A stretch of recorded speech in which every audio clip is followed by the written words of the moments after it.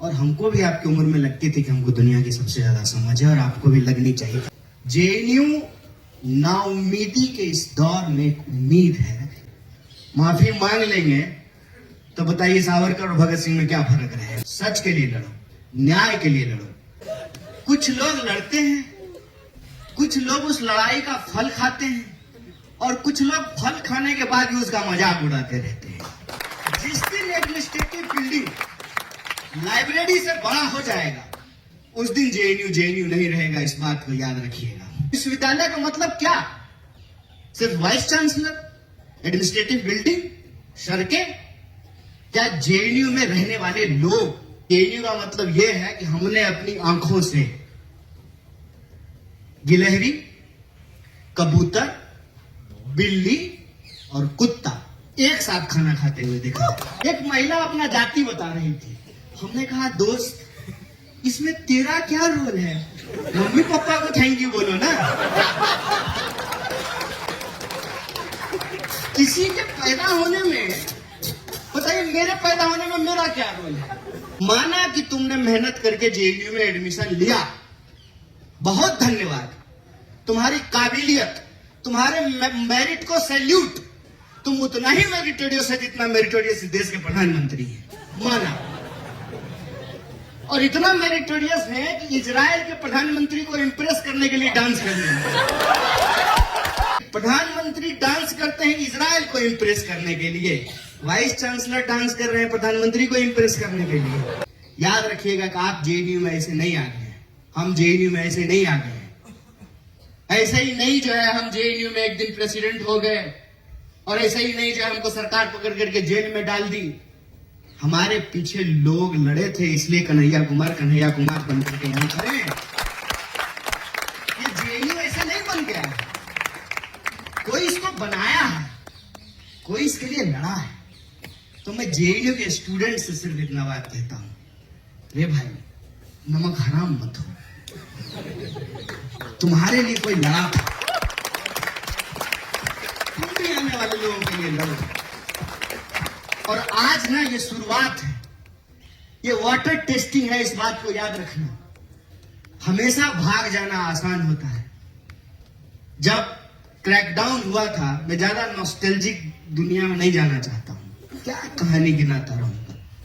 आज की लड़ाई है, नया सवाल है और बहुत सारी चीजें बदल गई हैं। मुझे यहीं आकर के बहुत कुछ अजीब लग रहा है। जैसे कि पानी जब मिला पीने के लिए, हमने कहा कि भाई स्टूडेंट यूनियन के प्रोग्राम में आजकल बिस्लरी का बोतल मिलता है, उसके बाद चाय मिला, उसके बाद इनको भी मिल रहा था।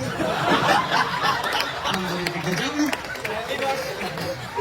और आप जितने लोग सामने बैठे हैं, मैं बमुश्किल किसी को जानता हूं। एक हम अपने शिक्षकों को जानते हैं, लव हेट रिलेशनशिप, और दूसरे वो गार्ड साहब जो हमारे साथ हैं, यही रह गए हैं। उसी तरह से आप भी बहती हुई नदी का पानी है, आज है कल चले जाएंगे। यह परंपरा कायम रहनी चाहिए, यह सिलसिला कायम रहना चाहिए, ये वजूद बना रहना चाहिए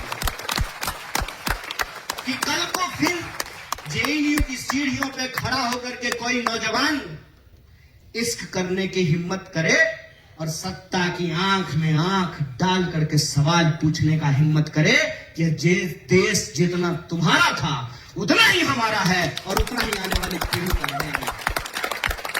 यह विश्वविद्यालय कायम रहनी चाहिए।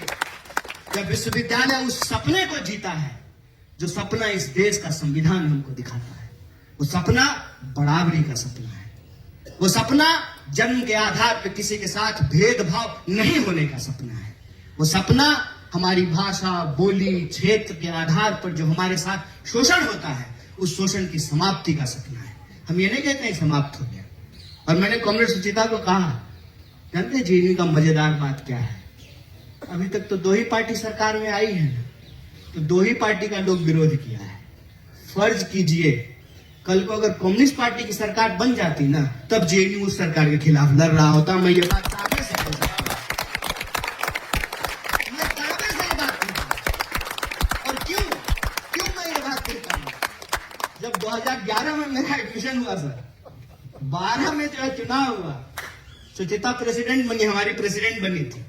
हम लोग एक दूसरे के खिलाफ लड़ रहे थे। 18 में जब हम पीएचडी सबमिट करके निकल रहे थे तो बालाजी प्रेसिडेंट बना था। उसके बाद जो आपस में लड़ते थे, आपस में जो है एक साथ यूनियन बना लिए हैं। बताइए, आयशा और एसएफआई मिल करके चुनाव लड़ रहा है। जिन्होंने ये बात नहीं देखा, उनको तो आइडिया ही नहीं है फिर कि फ्री थिंकर क्या हुआ करता था। और हमारा एक बहुत ही बेहतरीन जो है अध्यक्ष हुआ करता था। बड़ी मुश्किल से वो बेचारा आकर के यहाँ हिंदी बोलना सीखा। हम लोग तमिल नहीं सीखे, वो हिंदी सीख गया।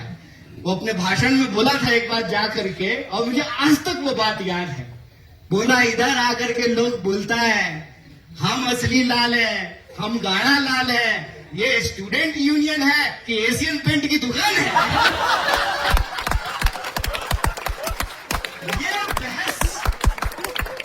ये बहस हमेशा इस विश्वविद्यालय में रहेगा। और इसीलिए नेहरू की जो प्रतिमा लगी हुई है, उस प्रतिमा के बाहर एक बात लिखी हुई है, क्रिटिकलिटी को प्रोटेक्ट करना, क्रिटिकल अंडरस्टैंडिंग को आगे बढ़ाना ही विश्वविद्यालय का काम है। हो सकती है कि इसमें बहुत सारी कमियां हो, लेकिन हमको इस बात का गर्व है कि इस देश में बखूबी कोई विश्वविद्यालय इस भूमिका को निभा रहा है, तो उसका नाम जेएनयू है। इसीलिए जब हम कहते हैं वी आर जेएनयू, तो हम गर्व महसूस करते हैं। होगी नाराजगी, होगा गुस्सा, लेकिन जब कहते हैं वी आर जेएनयू, तो उस रिश्ते से, उस सिलसिले से, उस ट्रेडिशन से जो है एक नाता बन जाता है। और जब उस पर कोई आंच आती है ना, तो सारी बाधाओं को छोड़ करके मन करता है कि भाग करके वहां जाएं और हवा में लहराती हुई मुट्ठियों को तान करके कहें कि जेएनयू खरा था, खरा है और खरा रहेगा। ये इसलिए खरा रहेगा कि कल को फिर से काला हांडी से खाया हुआ कोई नौजवान जिसको ना हिंदी आती है ना अंग्रेजी आती है, उसको उड़िया बोलते हुए अफसोस नहीं हो। एक बिहार के किसी देहात से आया हुआ नौजवान, नॉर्थ ईस्ट से आया हुआ नौजवान, कश्मीर से आया हुआ कोई नौजवान, केरल से आया हुआ कोई, अब वो तो हम हैं ही सर, तो ना नहीं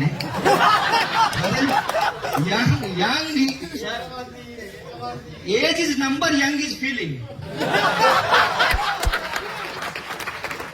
तो हम ये कह रहे हैं कि वो सिलसिला कायम रहना चाहिए।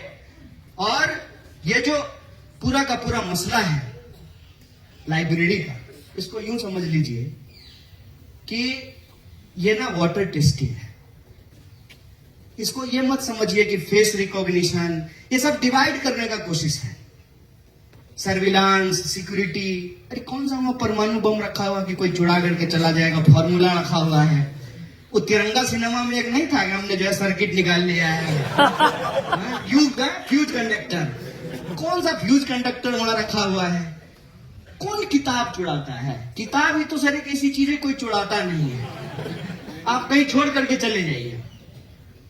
तो लाइब्रेरी रोक रहा है, ये अभी लाइब्रेरी रोक रहे हैं। असल बात में बार बार जो कहता हूं, देखिए हम लोग एक बड़े नाटक का छोटा सा पात्र है, बहुत छोटा सा। Privatisation of profit, socialisation of loss, monopoly of power. और ये जो एप्स्टीन में निकल करके सामने आ रहा है ना, ये इसकी हकीकत कि दुनिया भर के चोर जो हैं ये एक इकट्ठा है और चारागाह बना लेना चाहते हैं दुनिया को।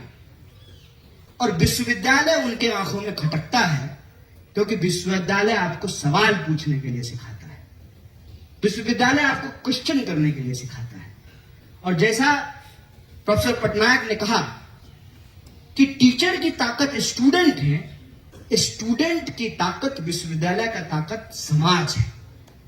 इसीलिए आप बार बार देखेंगे कि विश्वविद्यालय को समाज से काटने की कोशिश की जाती है। यह एक डेलिबरेट अटेम्प्ट था कि जेएनयू को बदनाम किया जाए। और यह बात मैं बार बार कहता हूं कि किसी विधवा की जमीन कब्जा करना हो ना, तो उसको चरित्रहीन और डायन बताना जरूरी है।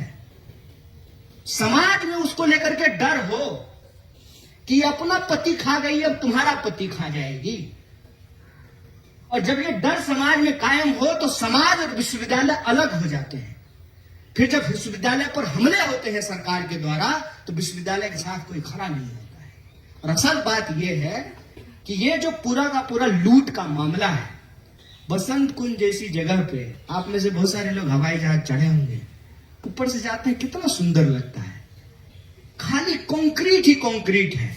दो ही जगह ग्रीनरी नजर आती है, एक जगह जहां आदरणीय राष्ट्रपति रहती है, दूसरी जगह आदरणीय वाइस चांसलर रहते हैं। क्यों नहीं खटकेगी? सर आप लोग तो घर लिए होंगे ना, बाहर में बुक तो कराए होंगे ना, आप बाहर ही रहते हैं ना, तो सर 3-4 करोड़ में तो फ्लैट मिलता होगा बसंत कुंज में। 4.5 करोड़ में खरीद लिया क्या भाई? 4.5 करोड़ में फ्लैट मिलता है सर। ये 1000 एकड़ जमीन है।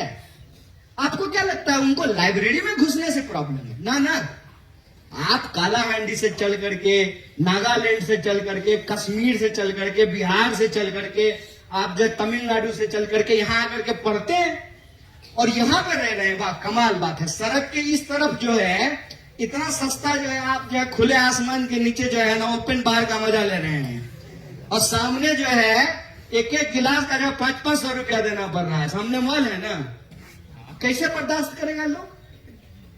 कैसे बर्दाश्त करेगा लोग? इसको आप छोटी लड़ाई मत समझिए, ये आपके पढ़ने के अधिकार पर हमला है। सरकार नहीं चाहती है कि आप पढ़ें, सरकार नहीं चाहती है कि आप सवाल पूछें। और देखिए हम तो एक पार्टी में हैं जो पार्टी सरकार चलाती है, कहीं कहीं। मैं आपको एक रूलिंग क्लास मेंटालिटी के बारे में बताना चाहता हूं। पीपल आर बर्डन, लोग बोझ हैं, लोग बोझ हैं, और खास करके गरीब लोग बोझ हैं। तो गरीब लोगों को ला करके जेएनयू पढ़ाती है।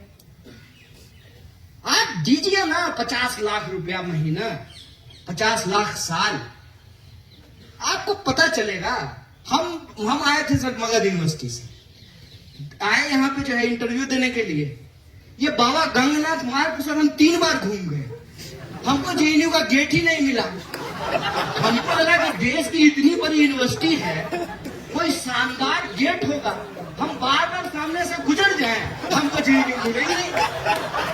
तो हमने एक भाई से पूछे कि भाई जेएनयू कहाँ है?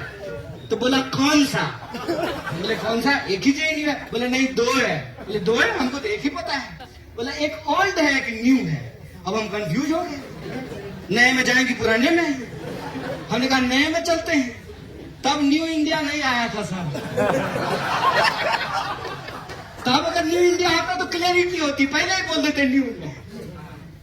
तो बोले न्यू में, तो वापस इसी गेट पे बोले हम यहां से हम 3 बार गुजर गए। वहां गए हम डरते डरते, अभी हमारे गार्ड साहब हमको इतना प्यार से बतियाया है, ठीक है ना। गार्ड के पास हम डरते डरते गए। गरीब आदमी ना पहले से डरा रहता है कि कोई डांट ना दे, कोई ह्यूमिलिएट ना कर दे, कोई भगा ना दे, कोई मुंह पे दरवाजा ना बंद कर दे। ये होता है, कॉन्फिडेंस नाम का कोई चीज होता है।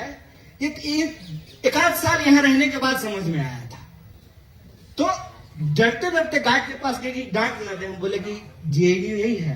बोला जी यही है। बोले इतना आदर से बात कर रहा है, ये तो मनुष्य समझ रहा है।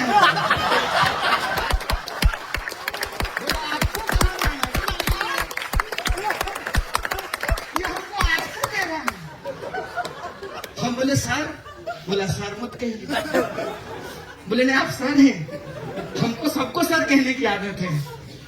बोला कि यही जेएनयू है, कहाँ जाना है? हम बोले इंटरव्यू है हमारा। हम इंटरव्यू देने ऐसे आए थे जैसे एमआर का नौकरी करने के लिए आए थे, बढ़िया टक करके पेंट में सर, शर्ट पहन करके आए थे, हवाई शर्ट पहन करके।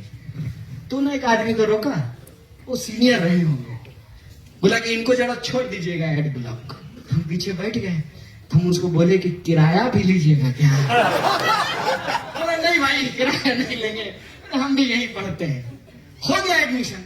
पहला दिन क्लास में गए, प्रोफेसर मालाकार थे, आए क्लास में, वो आए, हम खड़े हो गए, बाकी सब बैठा हुआ था। बोले खड़े क्यों हो गए? हम बोले सर आप आए हैं क्लास में इसलिए खड़े हो गए। तो बोले कि इसमें हमने ऐसा क्या कर लिया कि तुम खड़े हो रहे हो हमको देख के? हमने कहा सर आप टीचर हैं। तो बोला कल तुम भी हो जाओगे। हम बोले हाँ बात तो ठीक है, टीचर होने ही तो आए हैं। बोले कि मेरी पीएचडी हो गई, तुम्हारी पीएचडी हो जाएगी, हमारे तुम्हारे में क्या फर्क है? फिर हमारा कॉन्फिडेंस इतना, वैसे सर हम सिगरेट नहीं पीते हैं, हमारा कॉन्फिडेंस इतना था कि हम पटनायक सर के पॉकेट से सिगरेट निकाल लेते थे। फर्क देखिए कैसे आए थे और कैसे बन गए। क्या सर? और झूठ बोल रहे हैं, खाली केला खाली तो नहीं गए थे इनके घर में, 20 दिन जेल में थे, बड़ी जोर से तलब हो गई थी। तो मैं सोचा कि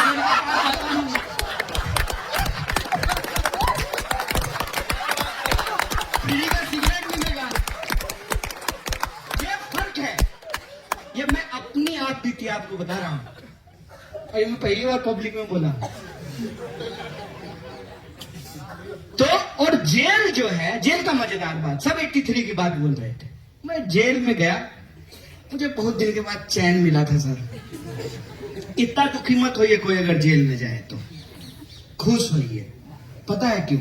क्योंकि एक असली बात कोई नहीं बताएगा। इनमें से अगर कोई भी जेल में चला जाए ना, संघर्ष कीजिए लेकिन दुखी मत होइएगा।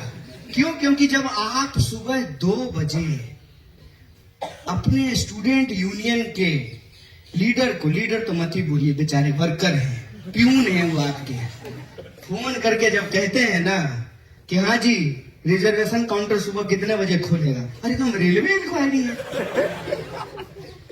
मतलब स्टूडेंट यूनियन का मतलब परमानेंट 24/7 पानी नहीं आ रहा है। स्टूडेंट यूनियन को फोन करो, और नहीं अगर फोन उठाए आना अगली बार वोट मारने के लिए।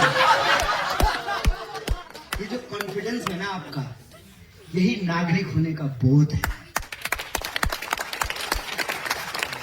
मैं एक संगठन का प्रभारी हूं सर, जिसका कपड़ा का बैनर का आप बात कर रहे थे, आपके कपड़ा का बैनर सामने लगा हुआ है। समय बदलता है। स्टूडेंट यूनियन का टीचर जब चलता है ना लीडर, तो लगता है कि कोई एमपी जा रहा है। यहां स्टूडेंट यूनियन का लीडर गुजर जाए पता भी नहीं चलेगी लीडर है।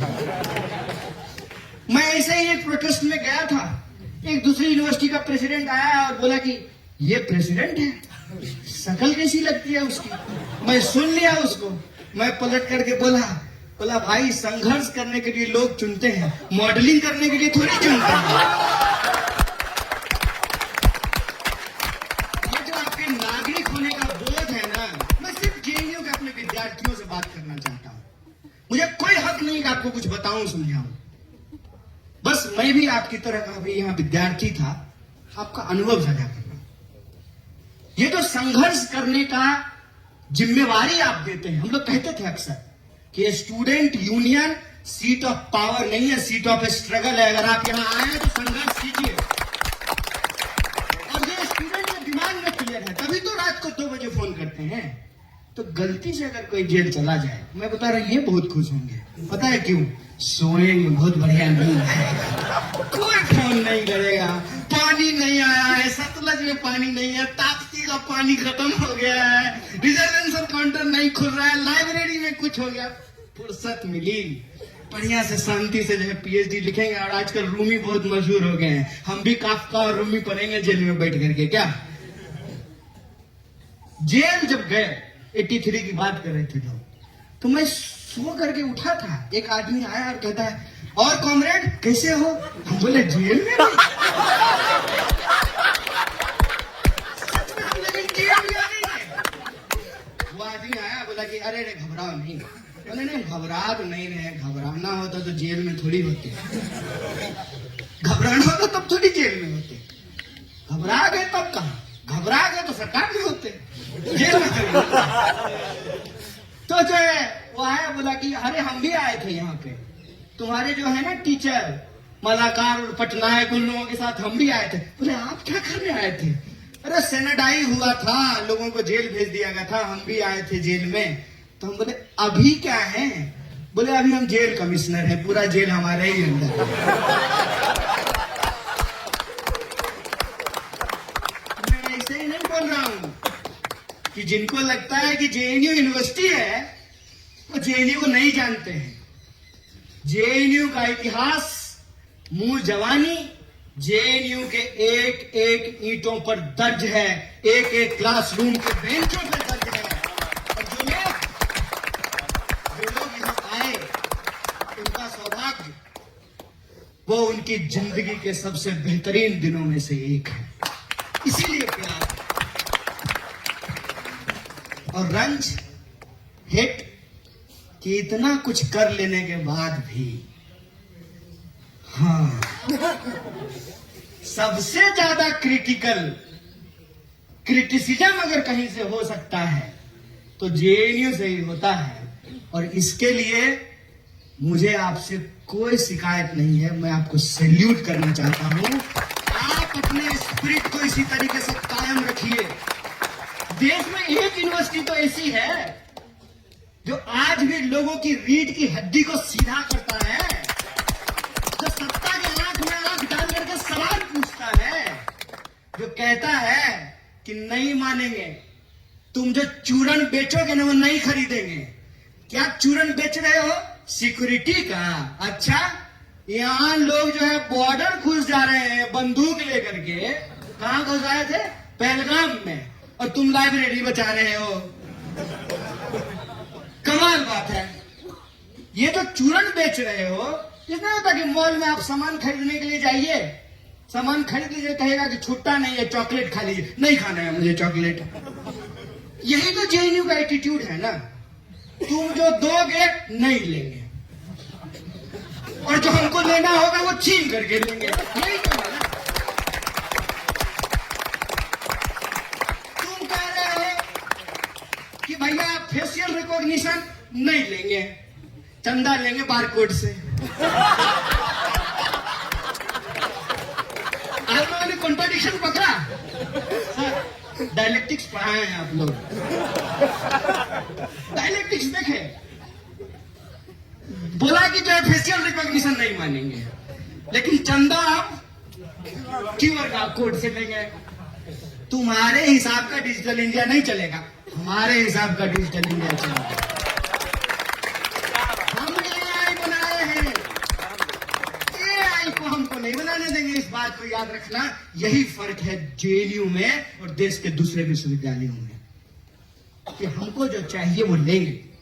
और मैं आपको एक आंदोलन की याद दिला देना चाहता हूं। वाईफाई को लेकर के हम लोग संघर्ष किए सर, और वाईफाई को लेकर के मैं 3 पोजीशन बताता हूं मेरे 7 साल के जेएनयू के अनुभव में।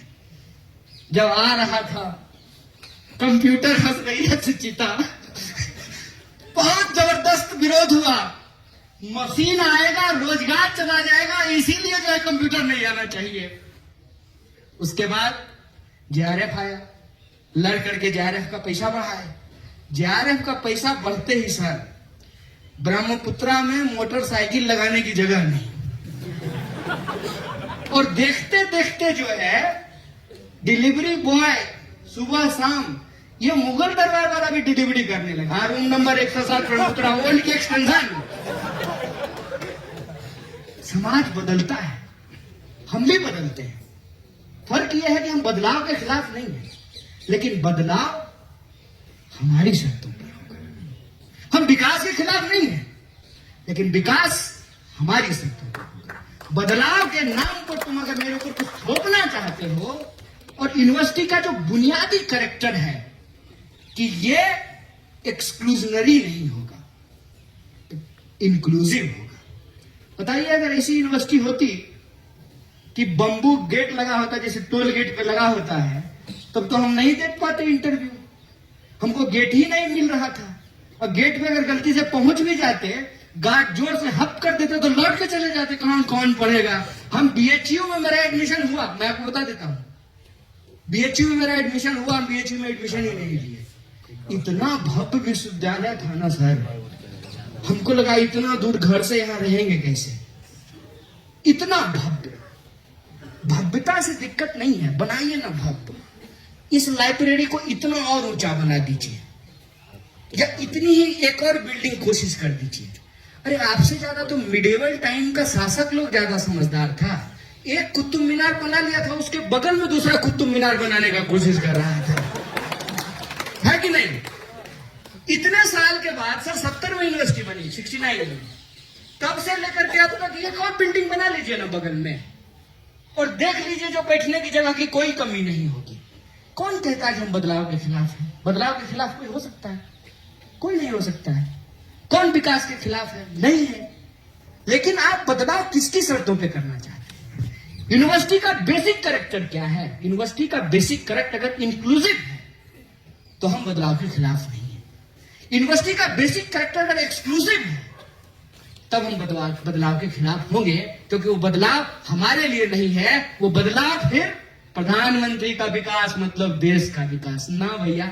प्रधानमंत्री का विकास मतलब देश का विकास नहीं होता है। प्रधानमंत्री के चढ़ने के लिए 8,500 करोड़ का हवाई जहाज है, इसका मतलब इस देश के तमाम लोगों को चढ़ने के लिए 8,500 करोड़ का हवाई जहाज नहीं है।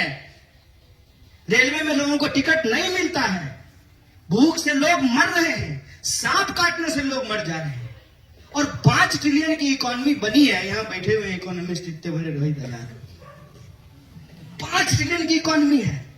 अब 5 किलो अनाज लेने के लिए 80 करोड़ लाइन में लगे हुए हैं। बताइए, देश इतना मजबूत हो गया कि 80 करोड़ लोग कौन है जो 5 किलो अनाज लेने के लिए लाइनों में लगे हुए हैं? सर,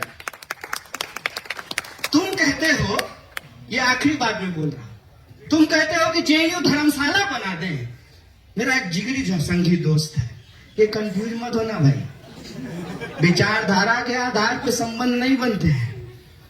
विचारधारा रहते हैं, विरोध भी रहता है, सहमति रहती है और सहमति रहती है। ये क्या लगता है, ये लोग आपस में नहीं लड़े हैं? खूब लड़े हैं। और आप लोग आपस में नहीं लड़ेंगे? लड़ेंगे। सह अस्तित्व में जीवन है। तो मेरा एक संगी दोस्त था, उससे मुझे बहस करने में बहुत मजा आता है। तो सतलज गेट पे जो है खा करके हम लोग स्पेशल डिनर के पास आ जाते थे, एकदम टहलते टहलते। बहुत समय था ना, उस समय इंस्टाग्राम था नहीं और रील बनाने आता नहीं था, और वाईफाई भी नहीं था सर्वस्तर में। और वाईफाई को लेकर के जो है तो संघर्ष भी नहीं हुआ था, तब तो कंप्यूटर का ही विरोध हो रहा था। बाद में वाईफाई फ्री हो गया, सब लोग अपना लैपटॉप खरीद लिए, जेआरएफ मिल गया, बाइक खरीद लिए, आजकल अपने कमरों में रहते हैं। हेलो सर चैट पे ही होता है। सतलज से ब्रह्मपुत्रा जब गए तो चाय जाना है यादव जी की दुकान पे पीने के लिए, तो फेसबुक पे इनबॉक्स करता था, चाय पीने चलोगे? बोले इतने में तो खटखटा के कह दोगे ना बगल वाले कमरे में, ये चैट पे बोलने का क्या जरूरत है?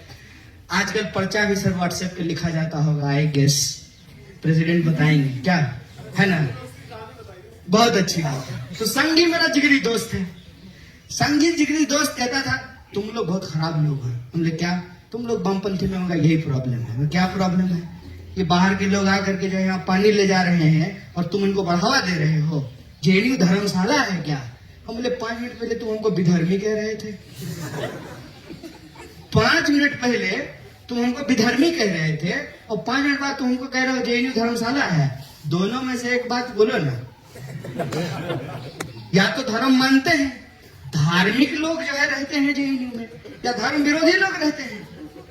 भाई ये जेएनयू में पढ़ने वाले, ये जेएनयू एसयू, ये लोगों के पढ़ने के अधिकारों के लिए लड़ रहा है, और तुम लोग कहते हो जेएनयू एसयू अय्याशी करता है। दोनों में से कोई एक ही बात होगा ना।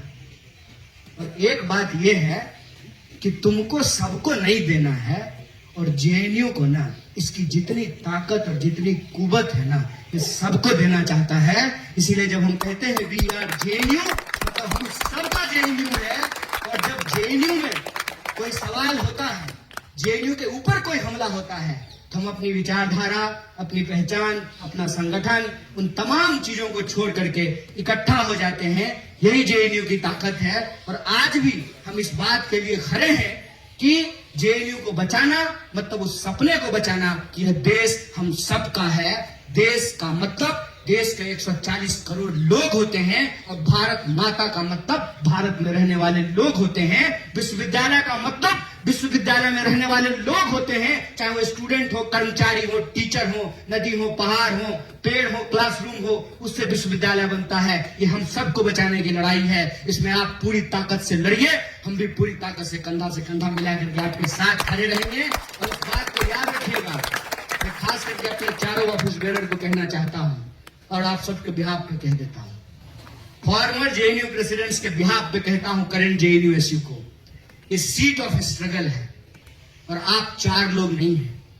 जब क्रैकडाउन हुआ 2016 में, अफरा तफरी मच गई, हर गेट पे पुलिस खड़ी थी, तो एक हमारे टीचर यही पढ़ाते हैं SSS में, सिगरेट पी रहे थे। क्या हाल है? तो ठीक है सर, पिलाइए।